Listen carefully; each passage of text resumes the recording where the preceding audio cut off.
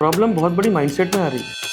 जो न्यू जेन है उसको किसी कंपनी में 5 से 6 महीने तक मैनेज कर पाना ही मुश्किल हो गया है। मैनेजर्स जो है वो 5-6 महीने के बाद हाथ जोड़ लेते हैं कि हम इनके साथ काम नहीं कर सकते। सोचते हैं अगर 100 जॉब अवेलेबल होंगे और 100 बच्चे अगर टीयर 1 के होंगे तो फिर टीयर 2 को कभी मौका नहीं मिलेगा। कुछ VCs ने ऐसा बोल दिया कि हम बच्चों को जॉब देने के लिए ट्रेनिंग नहीं दे रहे, पढ़ा नहीं रहे, हम उन्हें सिर्फ डिग्री देने के लिए पढ़ा रहे हैं। उन्हें जॉब चाहिए, वो अपनी तैयारी खुद करें, इसमें हमारा कोई रोल नहीं। It's very going to be difficult for the next generation to get into that zone जो उनके सक्सेस की तरफ उनको अच्छे से लेके जाते हैं। Are you struggling to find the right job or feeling stuck in your career? In this episode, we are talking to two industry leaders from iMerit who have helped thousands of students and professionals break barriers and land better job opportunities. Sumit Shukla, the CEO and founder, and Ashutosh Bhardwaj, the CTO, share powerful insights on how shifting your mindset can completely change your career path. If you want to stay ahead in today's competition job market, this conversation is for you. Let's dive in. So for our audience, can you please introduce yourself and tell us a bit about your journey? Introduction is a very tough thing, right? And this is what we actually teach people. So I'm Sumit Shukla. I'm a founder for Scholars Merit Online. I've been an entrepreneur, a first generation entrepreneur for past 18 years now. I've been responsible for creating companies in banking domain, CRM domain, EdTech domain, and then international companies as well. In education wise, if you ask me, I'm a graduate, postgraduate in computer, postgraduate in management, postgraduate in marketing, bachelor in law, and very soon you'll have a PhD as well attached to it. Establishing companies, managing projects, devising strategies is my focus, passion. And then I have trained at least 5,000 people in my entire life journey so far. Well, that's a lot.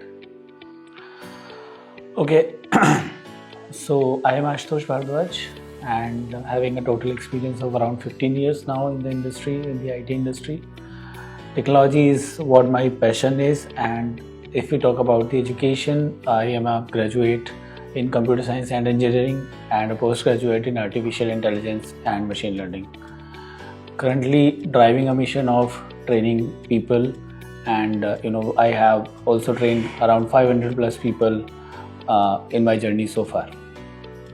So the most controversial topic, degree versus skill. What are your thoughts about that? Actually, great. You have hit the right question at the start. So yes, India is a huge country, and even in every country there is a huge number of people who are going there. So every now and then it is not possible for any government to change the education policies in every month or every day. While the technology and all is changing every day, after the infusion of artificial intelligence, it is more on a changing side. I won't say that degree is not required, but it's more of a gateway to get into that zone and prove yourself that yes, I do have something which I have done by my own. But skills are the one which will give you the jobs, or most probably the entrepreneurship or the thinking power to change the world or transform. This is what keep you in the industry for the long term. Correct. This will keep you get into a job with a degree, but it's correct. But you will only survive on the basis of the skills. Correct. Add this, degree is just a means, right, to achieve the journey. And exactly. to embark on a journey to reach your goal, you need skills. Exactly. So degree will only tell you what are the basic things which are required for you to really get on that particular journey to get your ultimate goal, which is your good career. जो मेरे को लगता है, everybody wants to have a good career in a fantastic profession, career of his dream company, whatever the concept is. So yes, without degree, you cannot have the gateway to the skills as well. पढ़ाई तो करनी ज़रूरी है और पढ़ाई ही degree लेके आएगी, but after you study the required elements of that particular thing which is required, you get into that skill zone जहाँ पे आप ज़्यादा उसको अप्लाई करना शुरू करते हो. The skill is application of your knowledge. and skills is something which will drive you further. So problem कहाँ आ रही है आज के यूथ में? प्रॉब्लम कहाँ आ रही है? प्रॉब्लम बहुत बड़ी माइंडसेट में आ रही है। माइंडसेट का प्रॉब्लम मैं आपको समझाता हूँ, बहुत रिसर्च की चीज़ है ये आज की डेट में।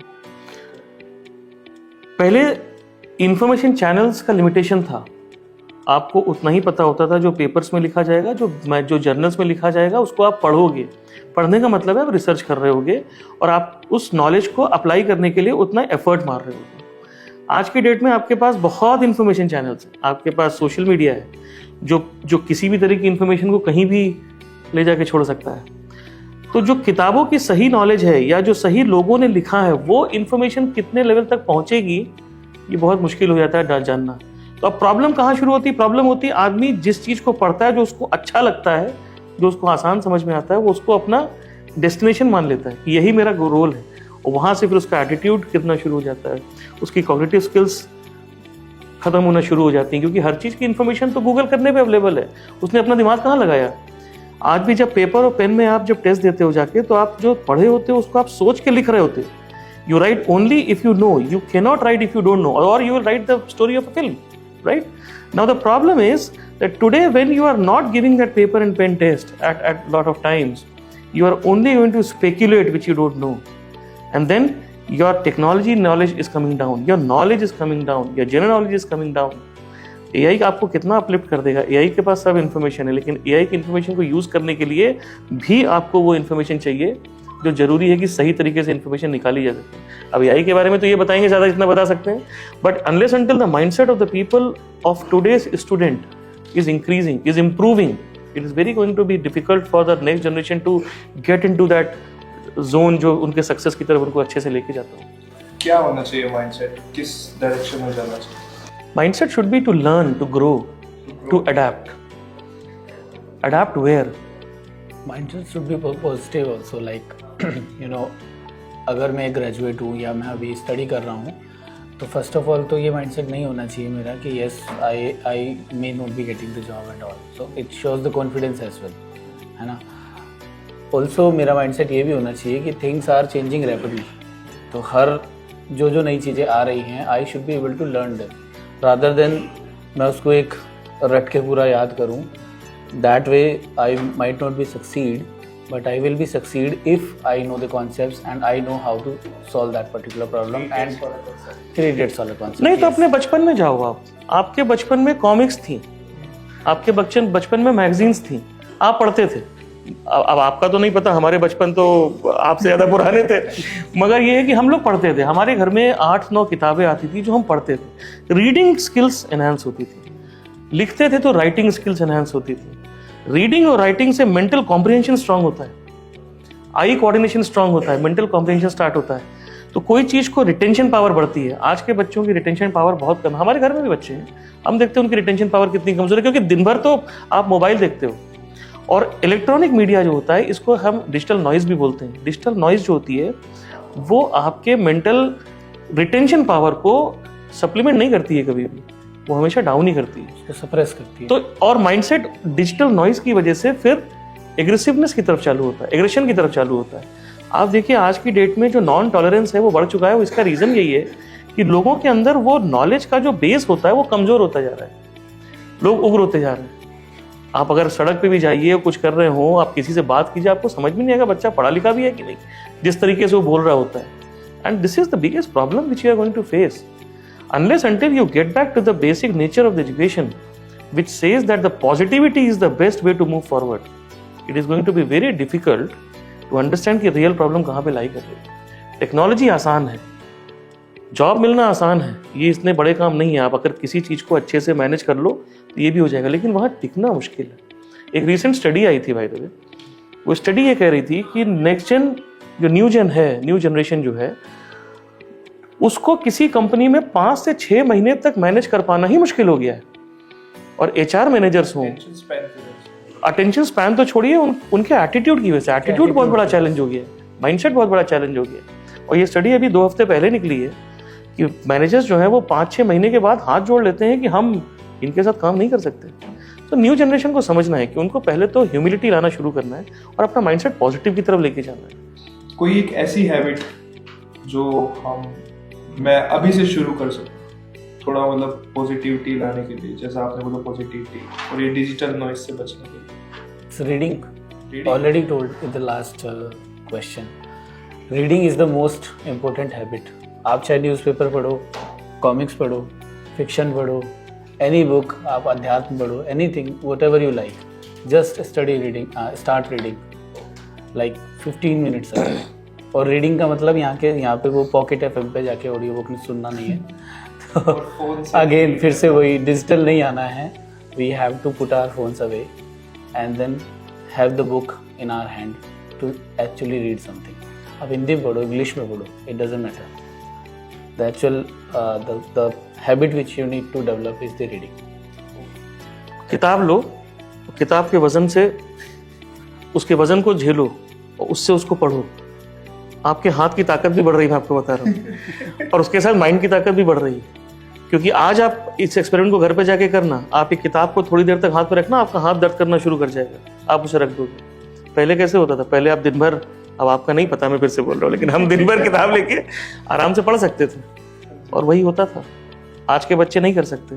बच्चों को मैं किताब के साथ देखता ही नहीं हूँ. और अगर आपने ये स्टडी और पढ़ी हो, स्वीडन ने अभी लास्ट मंथ जो है एक लेजिस्लेचर लेके आए हैं वो लोग, that they have asked all the schools to remove all digital devices from their schools till class 6th.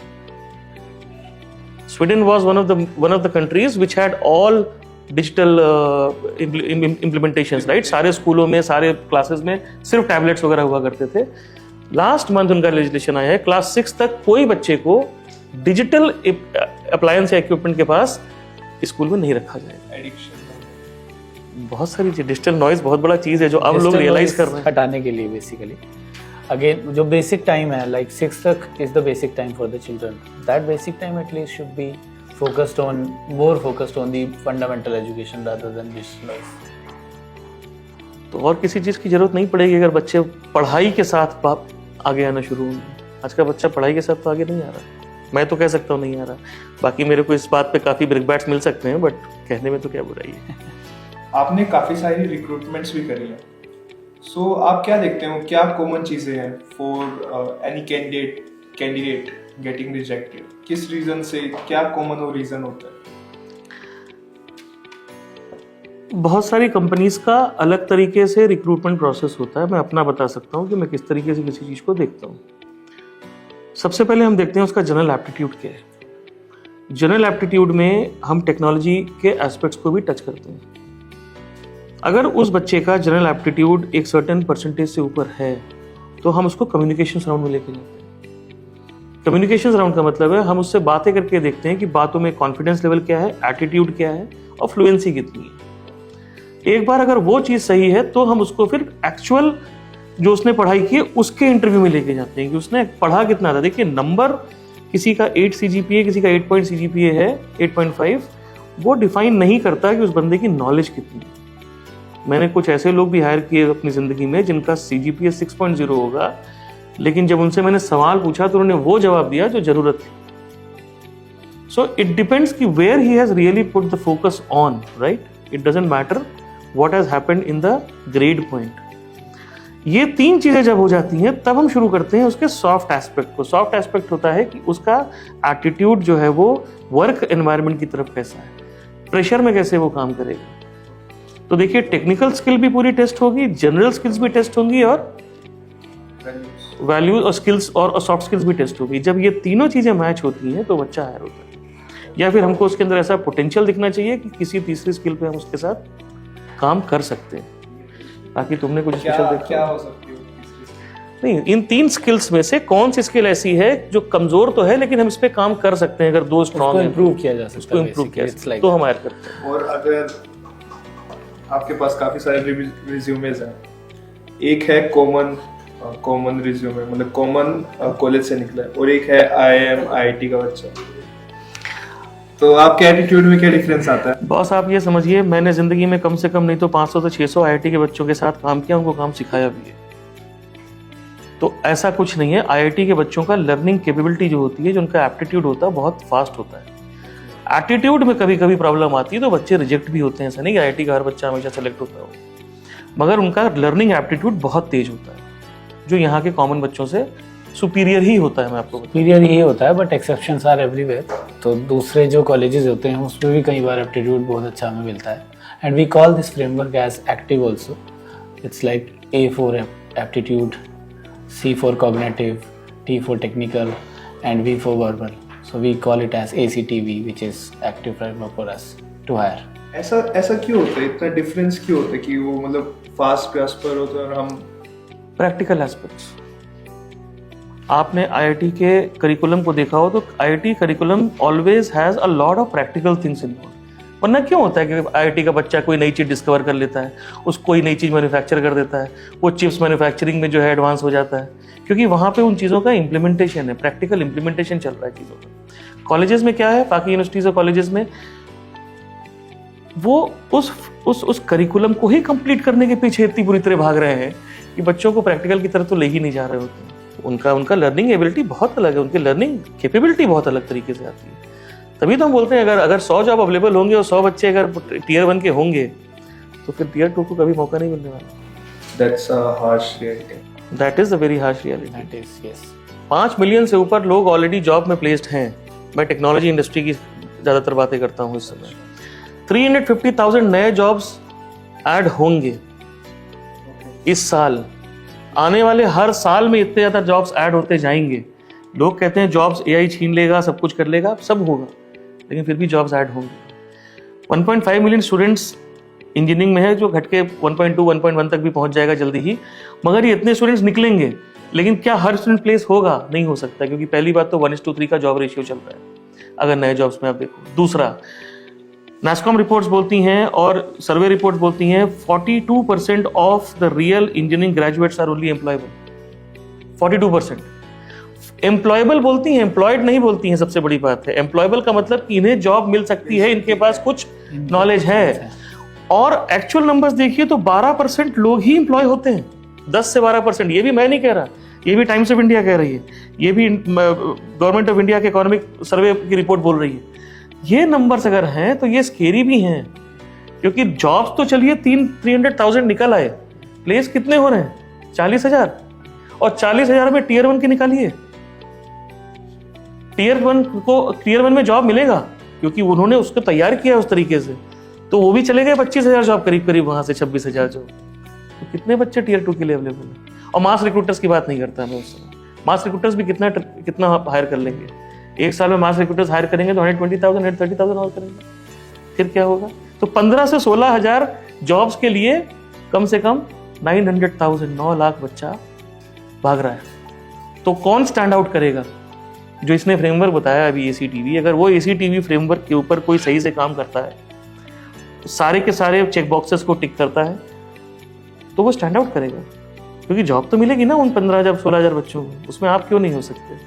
वो आप इसलिए नहीं हो सकते क्योंकि आपने ध्यान ही नहीं देना शुरू किया क्या चीज़ की जरूरत है। जो दे जाएगा वो हो जाएगा। ये रैट रेस है। डोंट यू थिंक कि बच्चों का माइंडसेट शिफ्ट होना चाहिए? Rather than being a job seeker, उन्हें जॉब गिवर बनना चाहिए। बहुत सिंपल एग्जांपल देता हूँ, बहुत मजेदार टॉपिक है एक्चुअली। कुछ दिन पहले ही लिंक्डइन पे इस पे बातें शुरू हुई थी। दुनिया में हर आदमी एंटरप्रेन्योर बन गया, हर आदमी ने AI इंप्लीमेंट कर दिया, AI इसके लिए प्रोडक्ट बना रहा है।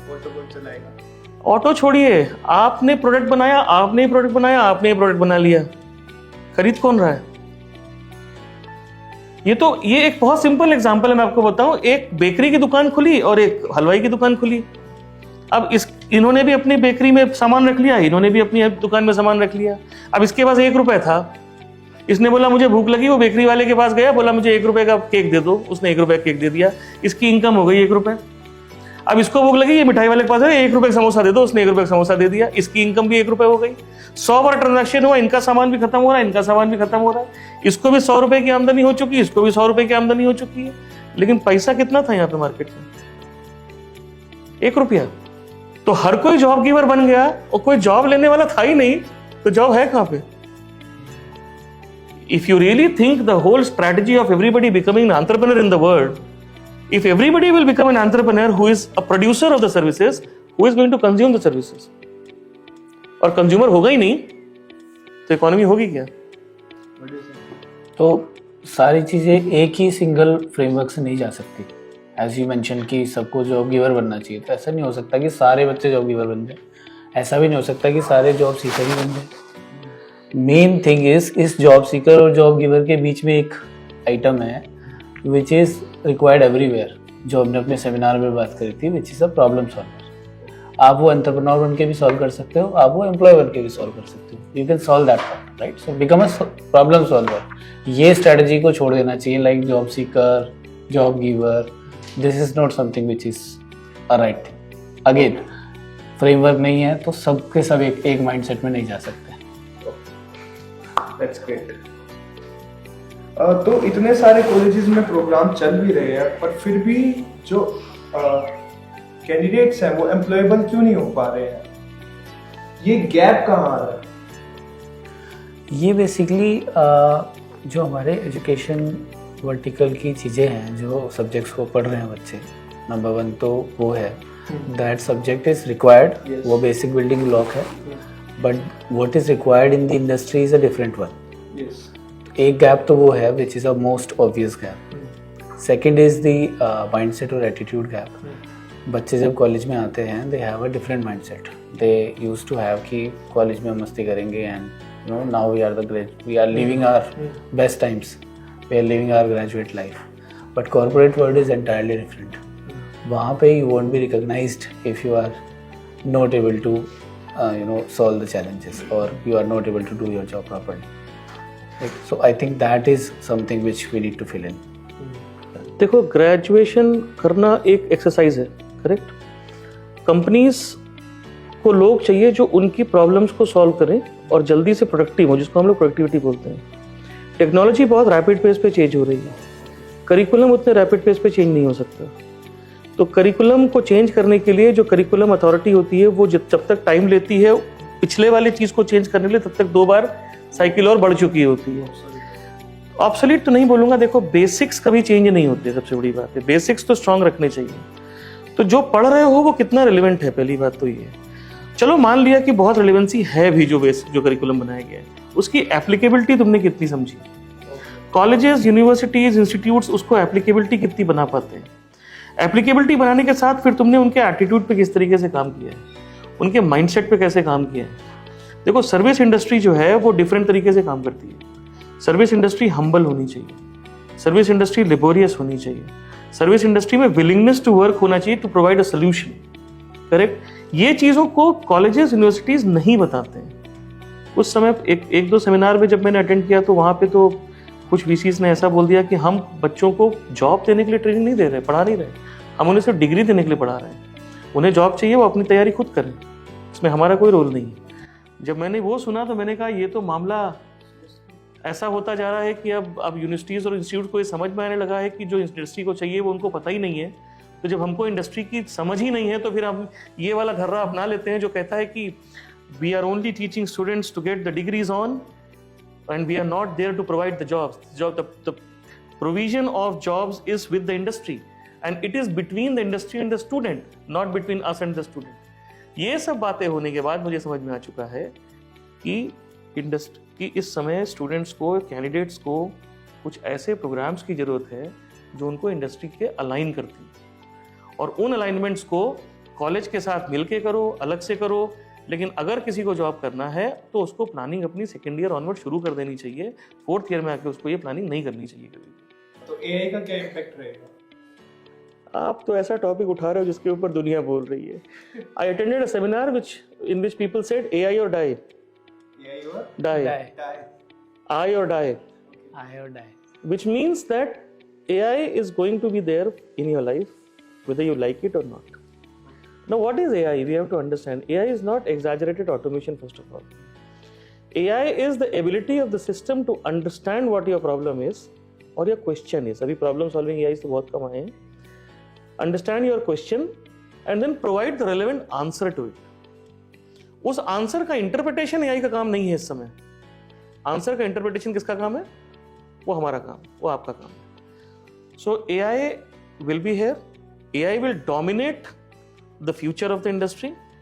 It is up to the industry to really implement the AI in its real format in its real manner, जहाँ पे सही तरीके के यूज केसेस को सही तरीके से इम्प्लीमेंट किया जा सके। बाकी यही चैंपियन ये है हमारे भाई साहब, ये आपको बताएंगे आगे क्या है। मैं इसका आंसर ना थोड़ा डिफरेंट तरीके से दूंगा। जैसे एक समय इंटरनेट आया हाँ जी, तो बहुत सारी जॉब्स चेंज हुई, राइट। उससे क्या हुआ, बहुत सारा इम्पैक्ट आया, एक रेवोल्यूशन था वो। एक रेवोल्यूशन आया, right. Similarly AI is the revolution. Revolution for this decade. Her decade में कुछ ना कुछ होता ही है। तो उस समय क्या हुआ, जो ट्रेडिशनल जॉब्स चल रहे थे, people started transforming to the internet based skills. Similarly now what will happen is, जो ट्रेडिशनल जॉब चल रहे हैं उनको छोड़ के people will start transforming to the AI skills. तो ultimately jobs will be there but impacting the having the impact on AI. और ये एआई हर फील्ड में आना ही है, तो manufacturing, agriculture, education, everywhere it will make some impact in every days life as well. आ ही गया वो, चैट जीपीटी फोन में भी आ गया है, तो now people have started asking the questions there. अब सिंपल चीज़ है, आपके क्लासरूम में फैकल्टी जो है वो एआई की फैकल्टी या रोबोट इस तरीके का होगा जो दिखने में ह्यूमनॉइड होगा और आपको सब कुछ पढ़ाएगा except for the emotions what humans can emit. वो सारी चीज़ें जो है समझेगा, सारी चीज़ें बताएगा और बच्चों को पढ़ा के चला जाएगा। एक समय ऐसा आएगा जल्दी ही, कम से कम I think in another 10 years और समथिंग, बच्चे पकड़ भी नहीं पाएंगे ये जो हमको पढ़ा के गया ये एआई था, रोबोट था, ये एक्चुअली आदमी पढ़ा के गया। ये हो रहा है, एक मॉडल आता है कि जो आप फेशियल रिकग्निशन कर लेते हैं तो एकदम आपके जैसे ही वो डमी बना। वो ऑनलाइन हो रहा है, मैं ऑफलाइन की बात कर रहा हूँ कि सामने जैसे आप जो है मेरे सामने आएंगे तो मैं ये नहीं बता सकता कि आप रोबोट है या आप ह्यूमन है। तो स्टूडेंट्स कैसे अपना एआई प्रूफ करियर बना सकते हैं? देखिए, करियर एआई प्रूफ बनाने के लिए आपको प्रॉब्लम सॉल्वर बनना पड़ेगा। और अगर आप पिछले 2-3 महीने के जितने भी टॉप वॉइसेस हैं वर्ल्ड की, उनको अगर आप सुने तो सब ये कह रहे हैं कि एआई आपके लिए नेसेसरी इविल है, मगर अभी भी आपको वो लोग चाहिए जो उसको इंटरप्रेट कर सकें, उसको समझ सकें। तो इसीलिए मैं बार बार लोगों को कह रहा हूँ कि अपने कॉग्निटिव स्किल्स को, अपनी वर्बल स्किल्स को, अपनी टेक्निकल स्किल्स को, अपने एप्टीट्यूड को और एटीट्यूड को उस लेवल पे लेके जाइए जहाँ पे आप किसी भी प्रॉब्लम को समझ सको और उसको सॉल्व कर सको। Without problem solving ability and capability, it is going to be very difficult for the people to just go ask the AI to write a code, implement something। वो क्या ही implement कर देगा, आप क्या ही समझ लेंगे। अभी मैंने कुछ दिन पहले LinkedIn पे लिखा कि एक जॉब आई और जॉब की रिक्वायरमेंट पे एक AI ने उसका रिज्यूमे बनाया और दूसरे AI ने वही रिज्यूमे पढ़ा, वो बच्चा सिलेक्ट हो गया, वो AI यूज करके काम कर रहा है। हो क्या रहा है यहाँ पे, ना उसको पता क्या हुआ था ना उसको पता क्या हुआ था, लेकिन काम हो रहा है। This is not the way industry will work. Actually industry needs more, industry will need more thorough professionals who understand what the problem is and how to provide a solution to it. Even to check the solution, like अगर मैं AI पे जाता भी हूँ and I find some solution to some problem, I should be able to interpret that solution whether it is right for me or not. So उसके लिए भी मुझे एक ऐसा प्रोफेशनल ही चाहिए who can actually understand what is going on in the entire scenario. तो एक essence जो इमोशन है, एक इंटेलेक्ट है ह्यूमन बीइंग का, वो अभी तक मतलब जनरल एआई तो आएगा, अभी आने वाले अभी तक नहीं रिप्लेस कर, अभी तक नहीं आया है, बट यस उस पर भी काम काफ़ी चल रहा है। Researches are going on to drive the emotional intelligence and all, but that is very difficult. Human brain की कॉम्प्लेक्सिटी को आज तक कोई ट्रेस नहीं कर पाया ना, तो अभी एआई भी ट्रेस नहीं कर पाया है। और इमोशंस ह्यूमन ब्रेन की कॉम्प्लेक्सिटी से आते हैं। तो we are also waiting to see what the next move of the AI. हो सकता है हम शाम तक जब तक घर जाएं तब तक कुछ नया ही का मॉडल आ जाए। आपने भी काफी इंडस्ट्रीज में काम किया, तो आपने अपने फेलियर से क्या सीखा? पहली बात, क्या फेलियर्स थे जो मैं सीखूं, but anyway just jokes apart. देखिए, फेलियर्स को डिफाइन करना बहुत मुश्किल काम होता है। कॉर्पोरेट वर्ल्ड में फेलियर वर्ड पास और फेल की तरह नहीं यूज होता है। फेलियर वर्ड जो है कॉर्पोरेट वर्ल्ड में यूज होता है जब आप किसी चीज को अचीव करना चाहते थे और उसको उस तरीके से अचीव नहीं कर पाए where it was required, right. तो सेम मिस्टेक आप दोबारा रिपीट ना करो, यही लर्निंग होती है। किसी चीज को आपको डिलीवर करना था, किसी क्लाइंट की रिक्वायरमेंट को आपको डिलीवर करना था, आपकी टीम उस रिक्वायरमेंट को सही से अगर इंटरप्रेट नहीं कर पाई और उसने उस टाइम ड्यूरेशन में जिसमें उसको सोल्यूशन चाहिए था, सोल्यूशन नहीं दिया, ये फेलियर है. So how do we learn from it? We learn that what was lacking in this particular domain or maybe in this particular project, which did not let the project go on time as planned. Then we sit with our project managers, then we sit with our project teams to understand क्या problem रह गई थी इसको. Then they tell us कि इसमें हो सकता है ये documentation सही से नहीं आया हो, या client की requirement सही से freeze नहीं हुई हो.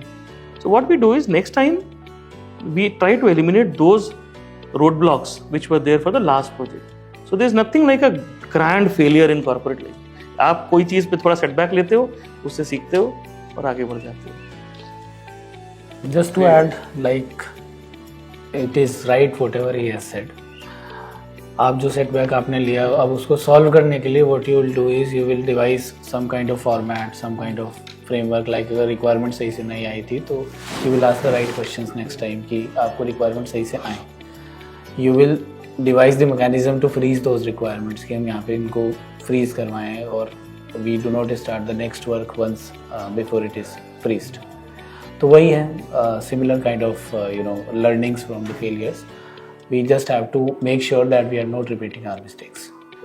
एक लास्ट लाइफ लेसन जो आप अपने 20 years old खुद को देना चाहें. बहुत कठिन सवाल आपने पूछ लिया. Live positively, think positively, act positively. I think having a positive mindset and act fast. Otherwise जो आपका आइडिया होगा वो कोई और बना के निकल जाएगा तब तक. Wow, what an insightful conversation. This was all about shifting your mindset to grab better job opportunities. Yeah, I got it. Mindset shift. In fact, I already started working on my problem solving skills. That's great. For everyone watching, if you found this conversation helpful, Like the video. and yes, also don't forget to Comment your biggest takeaway. Mine is that I need to actually start applying for job rather than just scrolling the reels. exactly. And if you think this episode can help a friend, Share it. Don't be selfish. Help others too. haha, well said. And make sure to subscribe for more such conversation. And by then, see you in the next episode. And hopefully by then I will have a job.